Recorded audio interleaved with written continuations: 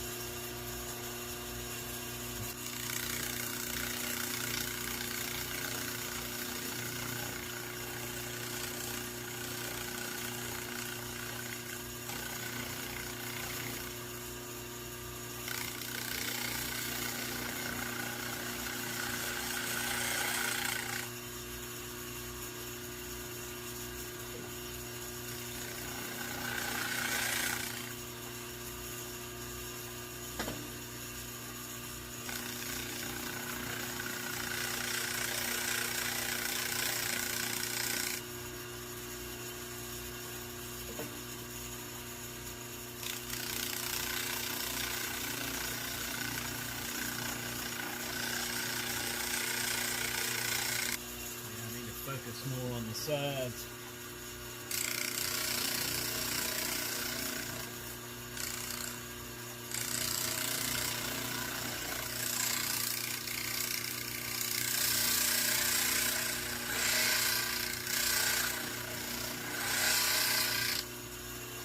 Alright, so I got a little bit of a burr there, but that's going to seat just right, and that levels this pipe out when I tilted the table on an angle. So that benefited me a lot.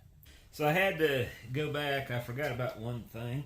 The core is only about 1 inch per side bigger than the crucible. That's not going to give me enough room to slide my tongs down in there. So I give it an additional little bit of clearance here on each side.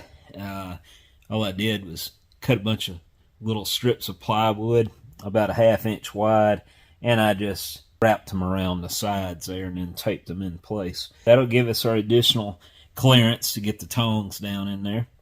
That's going to interfere with the tweer. So what I'm doing here, I'm going to rotate it like this, and of course it'll cause me to have to kind of pull from an angle on this side, which is no problem. I went ahead and put a bunch of hot glue around any potential areas that could leak. Last minute precautions here.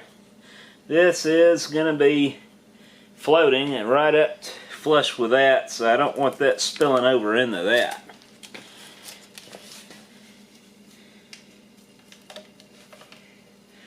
So I'm just gonna raise this just a little bit just to keep that from happening. Add just a little bit of silicone.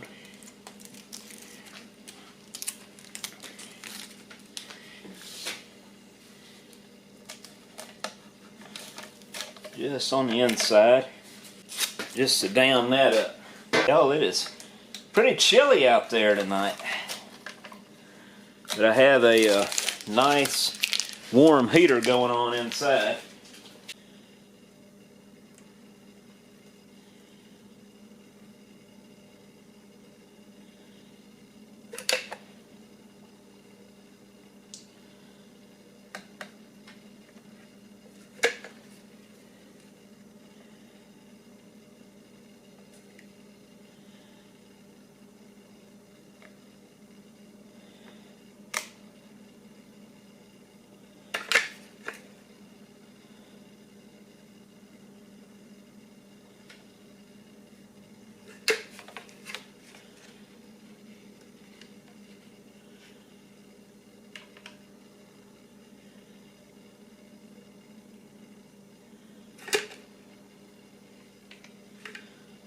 Alright, so I'm ready to start getting the refractory ready.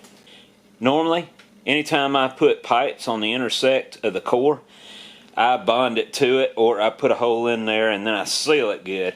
I did not do that here. These are free floating out here in space. So I have to be very gentle, and as far as the refractory's viscosity, we are going to be running that a little more on the wet side. That way I know it is traveling all up in the cavities down below. We want this to be able to flow easily, but at the same time we want the density as thick as possible, and we want it to go up under the tweer along with the slag hole. When I pull the forms, I am going to have to knock out a little flashing between the intersect here. Once we top this off up here to the top, I want to cut and lay pieces of plastic over that to keep the refractory moist and evenly drying. I don't want the upper part to prematurely dry out on us. This stuff has been in here a while, but we got to use it up before we buy any more, because the stuff does have a shelf life. You don't want to breathe it if you can help it.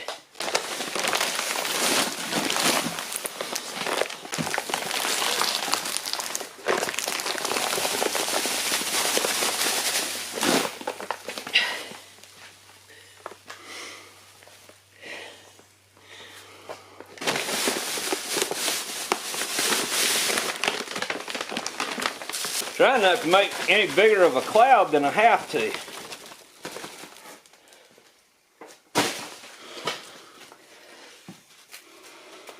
Got some clots here. I need to break that up before we start. Now, with refractory, you always want to mix the entire contents. You don't want to take a partial bag unless you spread it out first and dry mix it or dry stir it. You can get away with using a partial bag, but you have to get it out of the bag like this, and you have to stir it around and get all your contents equally distributed. Some of the stuff that's in this is heavier than the others, and when it comes to shipping and handling and jarring it around, it'll settle on you. Now, even though I've had this in storage, I do keep it out of the humidity. You don't want to get this stuff wet, and it's best to wear rubber gloves. But to be practical, it's just going to get in your way. So right now I'm finding all these little clots and I'm breaking them up, and rolling it around slowly, trying not to stir up the dust any more than I have to. It looks pretty good. And always make sure you go to the very bottom.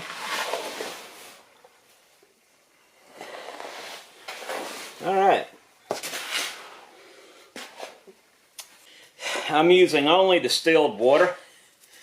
You don't throw pond water in this stuff just because the pH level is so controlled. We want to eliminate as many variables as possible as we're mixing this.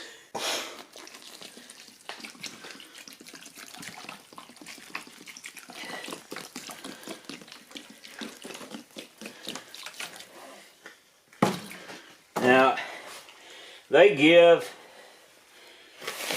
exactly how much water is required to do this. I don't ever go by that. I go by feel. Like I said, we're going to be changing the viscosity a little bit in order to aid in flowing around certain features. Try to keep ramming to a minimum. Give it some more here.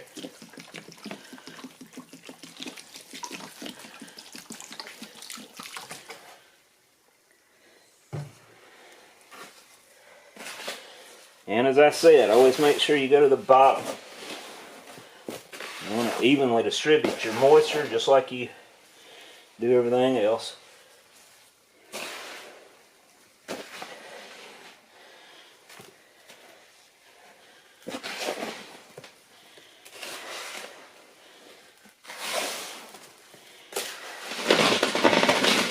as I keep doing this, the dust will start minimizing. As I'm doing this, I'm breaking it up, right? Trying to get it mixed in.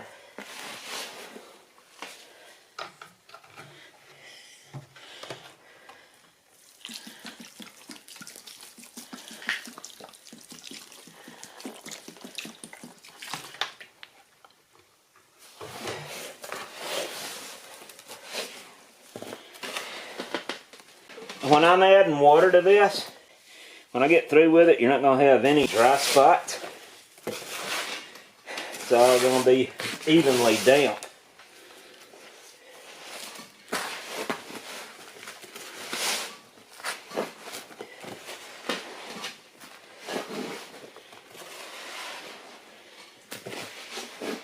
See how I'm working my hand like a turning plow under there and just kind of bringing the bottom up?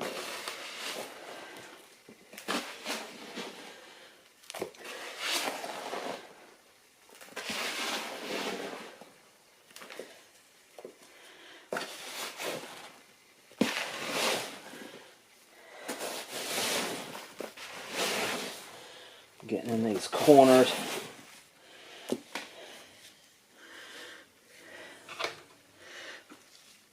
I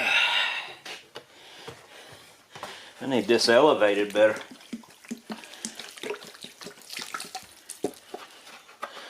Alright, so that's 1 gallon right there.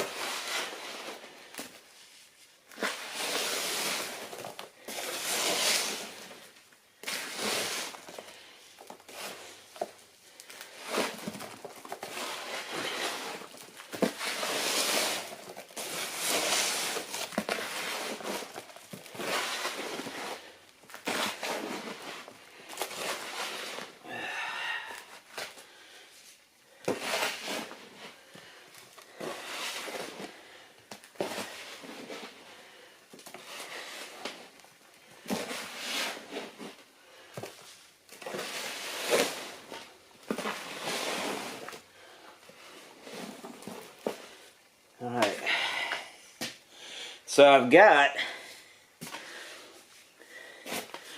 can take the mask off now. I've got, I'd say about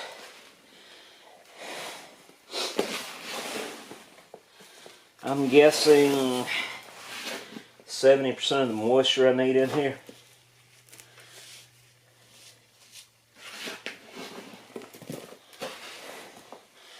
Shouldn't take much more water now to go ahead and bring me to where I want to be.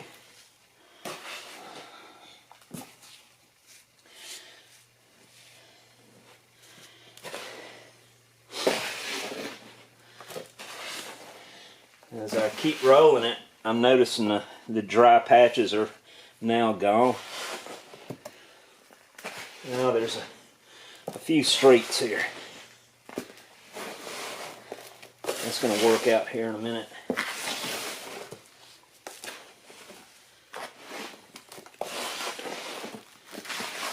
Yeah, I got quite a bit of dry refractory right there.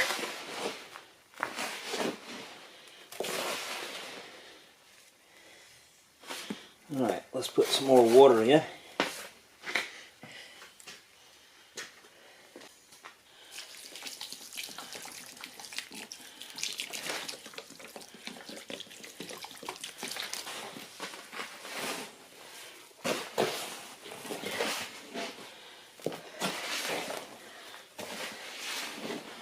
Still seeing some dry streaks.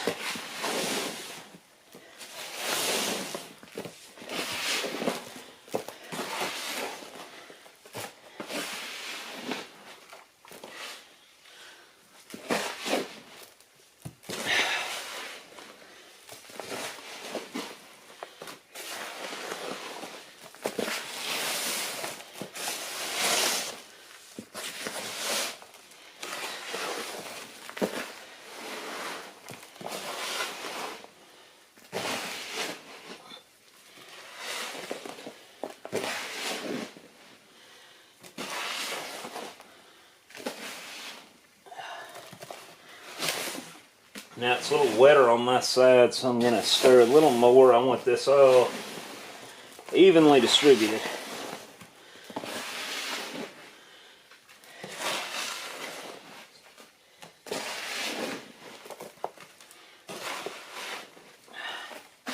Just keep sliding my hand under it and rolling it over.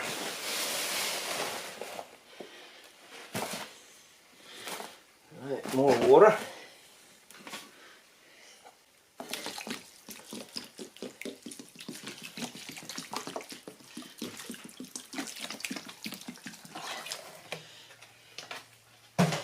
That's 1.5 gallons right there.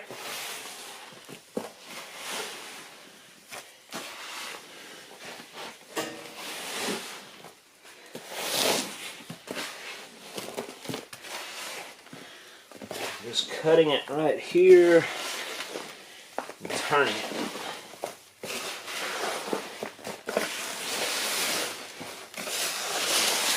Before I forget, this is Castlight 30. It's rated at 2,900 degrees, I think. And yes, we do go over that. But it's always been a very good refractor for me. A lot of people like to use that Mizzou. And I've used Mizzou. I don't have any problems with it. It's just what you get used to.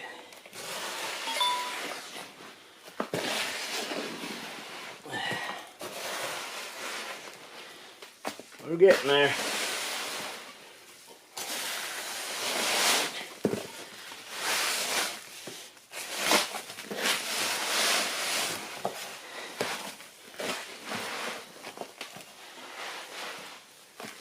Yep.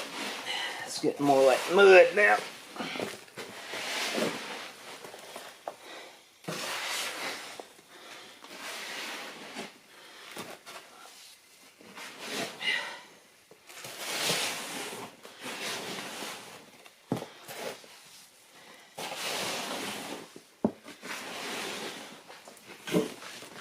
The main thing is, these little clods, you keep breaking them up as you go.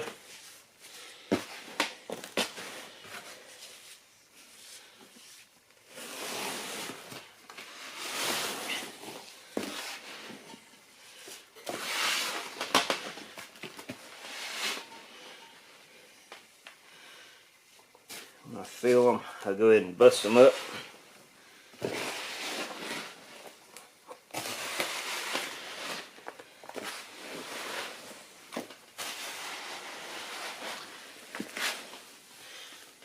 Alright, let's add more water. It's not going to take much more.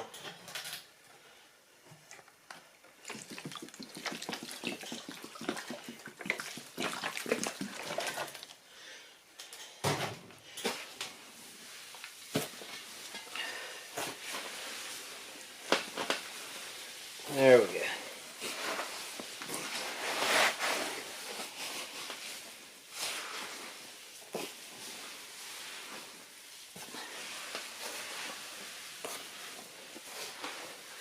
I'm only going this way because my shoulder's tired.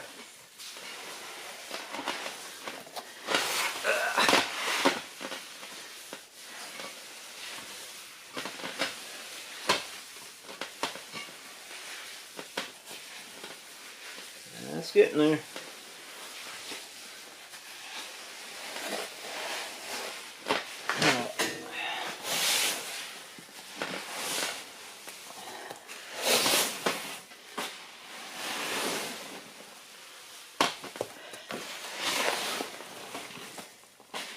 Now,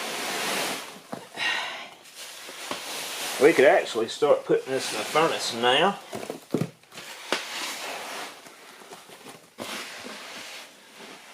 And I could gently start tamping it.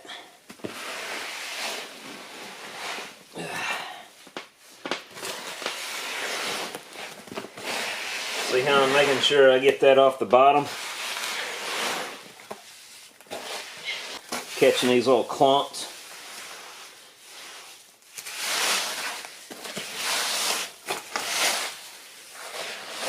Alright, so now we're going to passes here and catch any of the clods, break them up while we're going.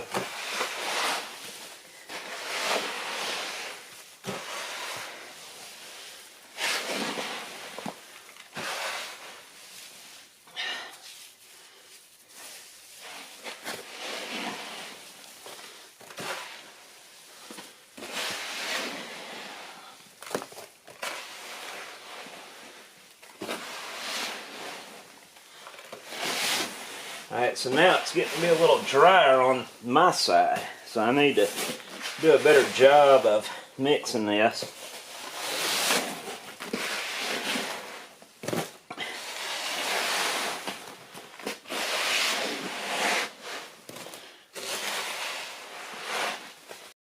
Alright guys, this is ready to get in the furnace. Let's see the viscosity now. It's kind of like mixing concrete. Now this is going to be round a little bit to help push it in those crevices where it wouldn't normally just level out. But if you watch this, see how it closes in almost. There's no clumps in here. We got all that worked out. Good, even moisture all the way through. Now let's start getting this stuff in there. I'm going to fill it over here where I don't have any voids. And I'm going to work it around.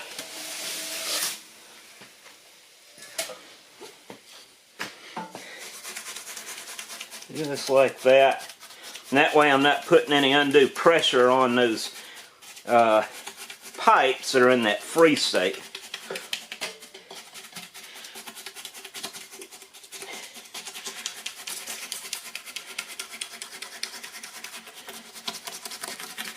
I'm going very easy around this.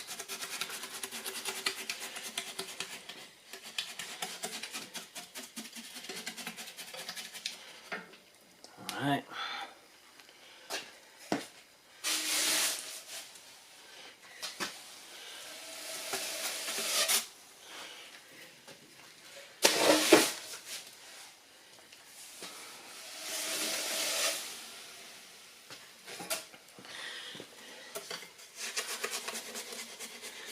Just want to make sure our core doesn't move.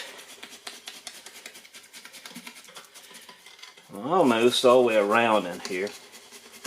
As I keep pumping it like that, it kind of helps the flow get on around.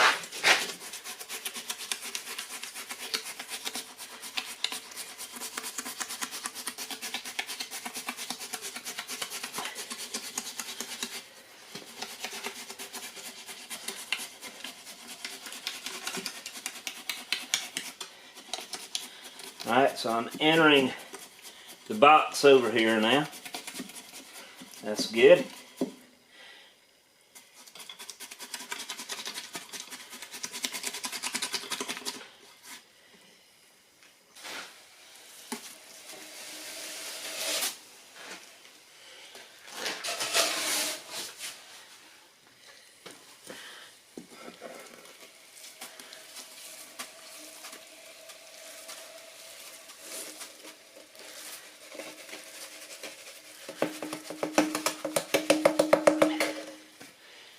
The core is holding.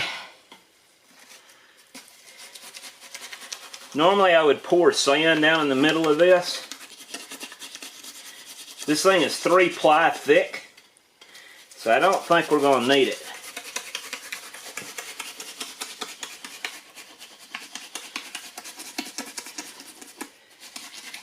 Yeah, this is flowing nice and even. We're going to be in good shape.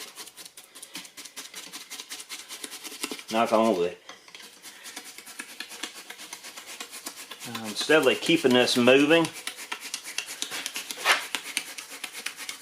Trying to work the air out.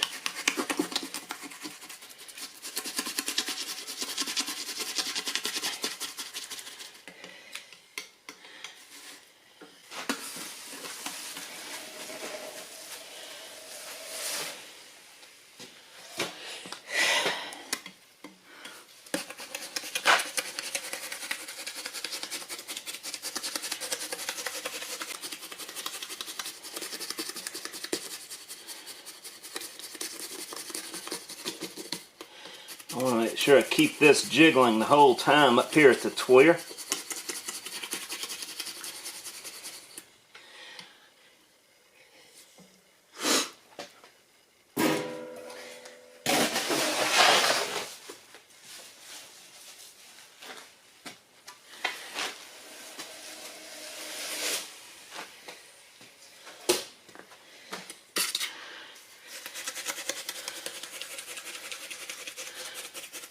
All I'm doing is scooping it to the other side, and then I just vibrate it around until it floods everything.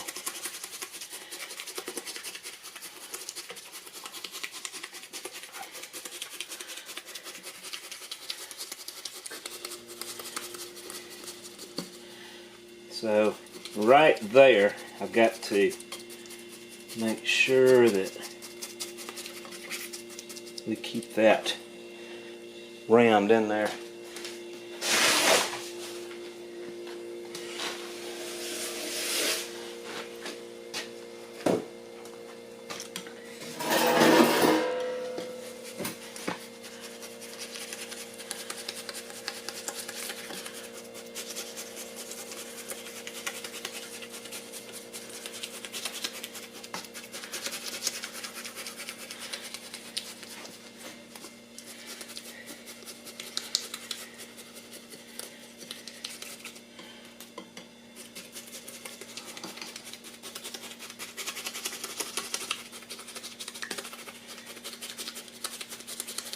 I want that box to be good and solid.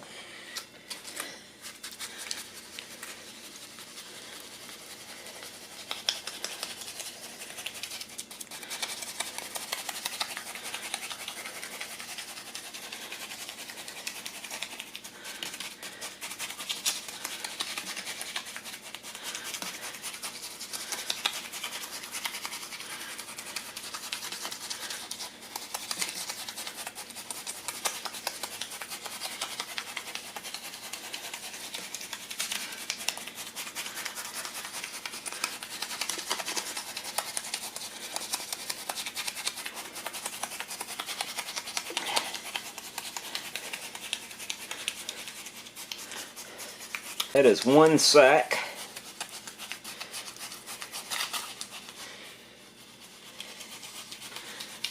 So I only need to mix up 1/4 of another sack to finish this.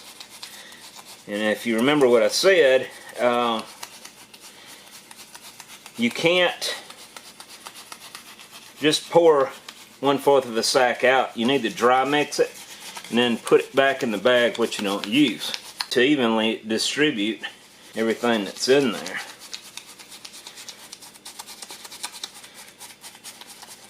So as I keep doing this, I'm going to pump water up through the surface here, which is a must on my last bit here where I top it off.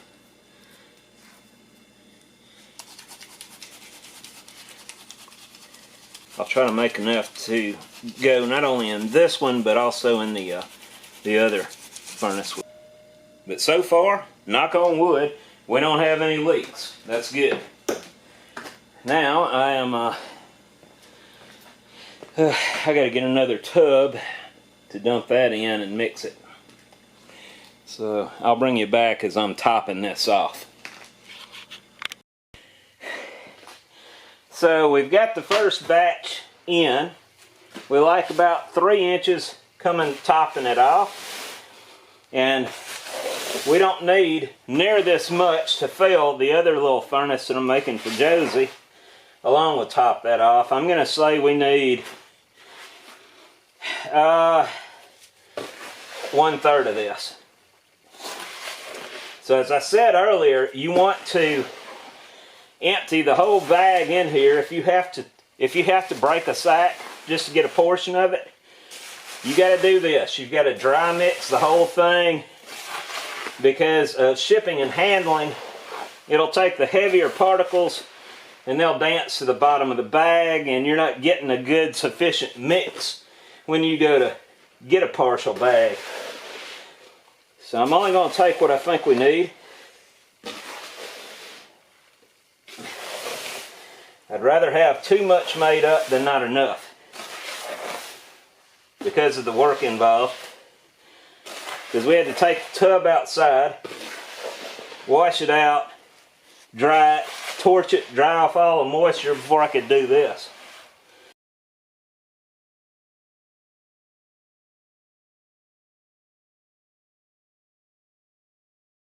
For those who have been asking about the Windy Hill Foundry hats, these are now available on my website, windyhillfoundry.com, under stores, or you can click on the above link. These are on the pricey side, but keep in mind the shipping is included. Have a good day.